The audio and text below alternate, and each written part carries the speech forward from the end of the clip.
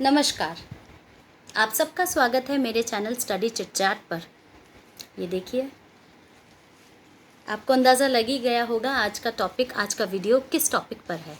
जी हाँ, आजकल हम देख रहे हैं अपने चारों तरफ हम इसी तरह से 3 रंगों से सराबोर हैं। इसी तरह तिरंगे में हर तरफ हमारे आसपास, हमारे चारों तरफ तिरंगा लहरा रहा है, या इस तरह की 3 रंगों की सजावट हमें दिख रही है। जैसे आप बिल्डिंग्स, गवर्नमेंट बिल्डिंग्स देखिए, मॉल्स देखिए, या आप पार्क देखिए। कहीं स्कूल्स में कॉम्पिटिशन्स हो रहे हैं तो कहीं पर कोई एक्टिविटीज़ हैं, जैसे निबंध लिखे जा रहे हैं, निबंध का कंपटीशन है। इस तरह से अलग अलग एक्टिविटीज़ आप देख रहे हैं। जी हाँ, मैं बात कर रही हूँ स्वतंत्रता दिवस की।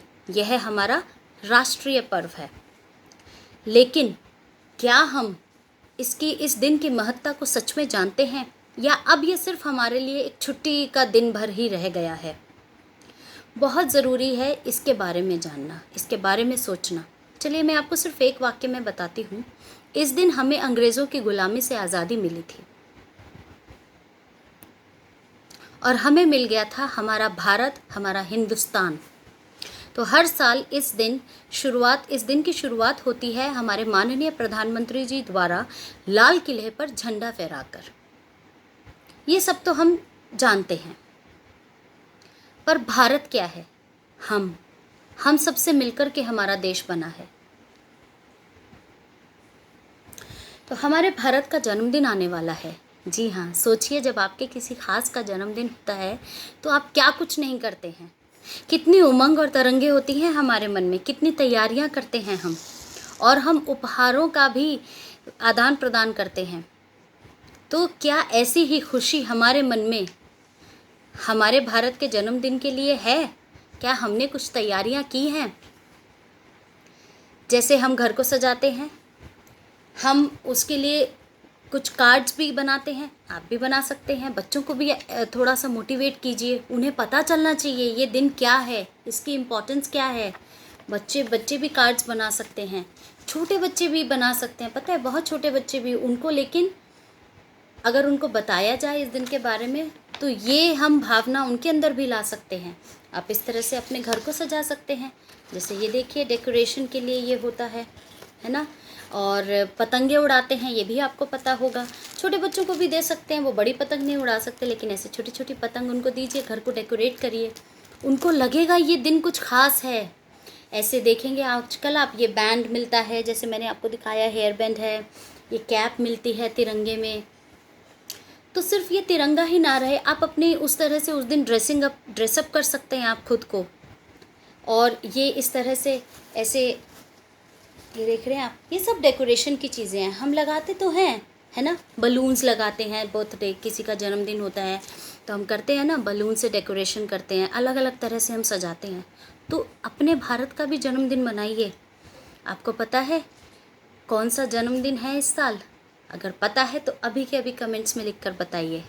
चलिए मैं बताती हूँ। ये है 74वां जन्मदिन, 74th बर्थडे। जी हाँ, हम 73 साल, 73 ईयर्स हम पूरे कर चुके हैं अपनी आज़ादी के।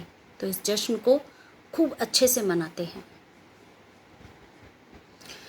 तो इसी खुशी के साथ, पूरी सजावट के साथ, अब इंतज़ाम करते हैं तोहफ़ों का। क्या आपने कुछ किया है? चलिए, आज हम तोहफ़े के रूप में हम सब मिलकर आज अपने आप से और अपने भारत से एक वादा करते हैं। हम अपने साधनों को बचाएंगे। साधन, इसका अर्थ है हम बिजली बचाएंगे, हम पानी बचाएंगे, और हम खाना भी बचाएंगे। जी नहीं, इस वीडियो में मैं इन सब के ऊपर विस्तार से बात नहीं करने वाली हूँ, क्योंकि मुझे पता है आप सब लोग भी बहुत समझदार हैं, आपको ये सब चीज़ें पता हैं कि कैसे करनी है। लेकिन सिर्फ याद दिलाना पड़ता है हमें कई बार। तो आज मैं सिर्फ आपको और अपने आप को भी, खुद को भी, ये याद दिलाने के लिए आई हूँ कि हमें ये सब बचाना है। हम आज से हर मुमकिन कोशिश करेंगे, छोटे छोटे कदम लेंगे, थोड़ी थोड़ी बचत करेंगे। लेकिन जब सब करेंगे तो ये छोटा छोटा बहुत बड़ा और बहुत अच्छा होगा। सो save food, save water, save electricity. इस सब के बारे में अगर आपको फिर भी डिटेल में जानना है, विस्तार से जानना है तो आप हमारे साथ जुड़े रहिए। मैं इसके बारे में भी आगे ज़रूर एक वीडियो पोस्ट करूँगी। एक और ख़ास बात, चलिए आज अपने हिंदुस्तान को उसी की राजभाषा हिंदी का उपहार दें। हिंदी हमारी राजभाषा है और हमारी मातृभाषा भी है। हमें इस पर गर्व होना चाहिए, लेकिन हकीकत क्या है, इससे बहुत परे है।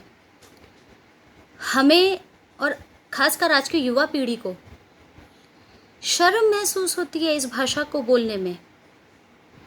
अपने ही देश में हिंदी आज अपना मुकाम अभी भी ढूंढ रही है। तो चलिए आज एक उपहार अपने हिंदुस्तान को ज़रूर देते हैं, हिंदी बोलने का।